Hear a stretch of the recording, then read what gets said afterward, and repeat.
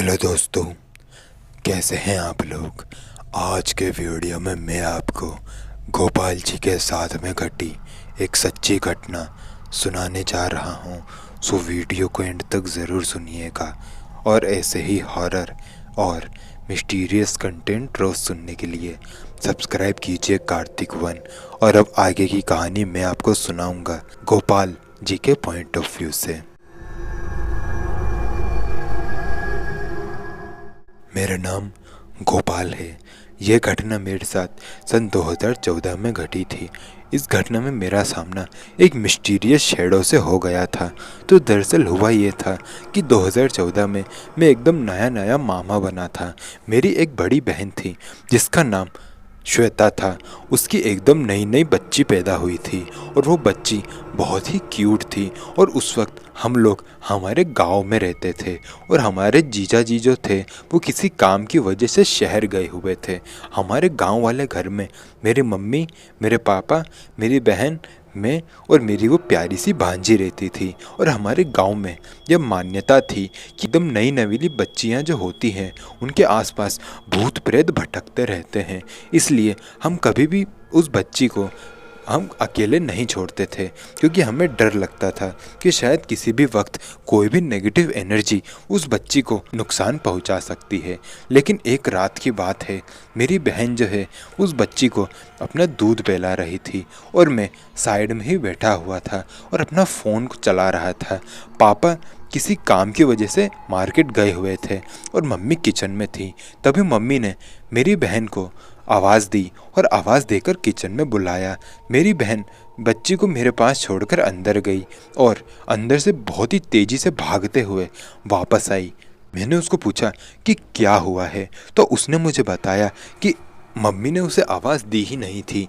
Mummy कह रही है कि उन्होंने कोई भी आवाज़ नहीं दी। ये बात जानते ही मेरी दीदी जो है वो भागते हुए वापस आई, क्योंकि उन्हें लगा कि शायद कोई भूत ने उसे आवाज़ दी होगी और उसे भटकाया होगा ताकि वो बच्ची को अपने साथ ले जाए। लेकिन अभी भी बच्ची मेरे हाथों में ही थी और एकदम सही सलामत थी। तभी मेरी बहन ने वो मेरे से वो बच्ची ले ली और एक बार फिर से अपना दूध पिलाने लगी। और उसके बाद सबका सोने का टाइम हो गया और फिर सब लोग सो गए। लेकिन मुझे नींद नहीं आ रही थी, न जाने किसी कारणवश मुझे बिल्कुल भी नींद नहीं आ रही थी। तभी मेरी आंखों के सामने वो बच्ची एकदम एक झटके के साथ उठी और रोने लगी। मैंने उसे चुप कराने की बहुत कोशिश की। तब तक बाकी घर वाले भी उठ चुके थे और उसे चुप कराने की कोशिश करने लगे, लेकिन वो चुप हो ही नहीं रही थी। मेरी मम्मी को लगा कि शायद उसे भूख लगी होगी, इसलिए मम्मी गरम दूध करने के लिए किचन में चले गई और मेरी बहन जो है वो भी किसी काम की वजह से बाहर चले गई और मैं और पापा ही उस रूम में बैठे थे। फिर मैंने भी बच्ची को पापा के हाथ में छोड़ा और बाथरूम करने के लिए बाहर चला गया। लेकिन जैसे ही पापा उस बच्ची को छोड़कर बाहर आए तो उन्होंने मुझे कहा कि मैं बच्ची को अंदर जाके संभाल लूँ। इसलिए मैं अंदर जब गया तो मैंने देखा कि काली सी परछाई उस बच्ची के पास बैठी हुई थी और उसे अपने हाथ में लिए हुई थी। मैं उसका चेहरा नहीं देख पाया था क्योंकि वो मेरी तरफ पीठ करके बैठी थी। वो मेरी भांजी के सर पर हाथ फैला रही थी और जैसे ये मंज़र मैंने देखा तो मैं बहुत ही ज़्यादा डर गया और चिल्लाने लगा। मेरी चिल्लाने की आवाज़ सुनकर मेरी बहन और मेरे मम्मी पापा सब आ गए और उन्होंने मुझे पूछा कि आखिर हुआ क्या है। तो मैंने बताया कि जब मैं अंदर आया तो अंजी के पास में एक काली सी परछाई बैठी हुई थी।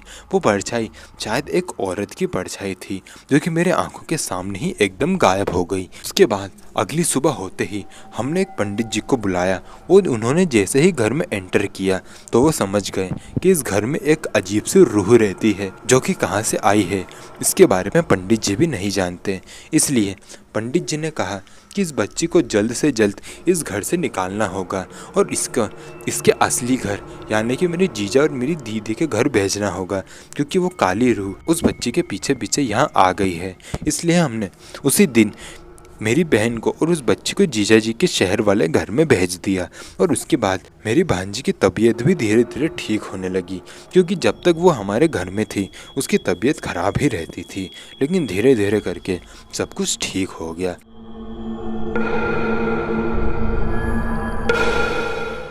तो दोस्तों ये वीडियो होती है यहीं ख़त्म। आशा करूँगा कि वीडियो पसंद आई होगी। मिलते हैं नेक्स्ट वीडियो में, तब तक के लिए जय हिंद, जय भारत।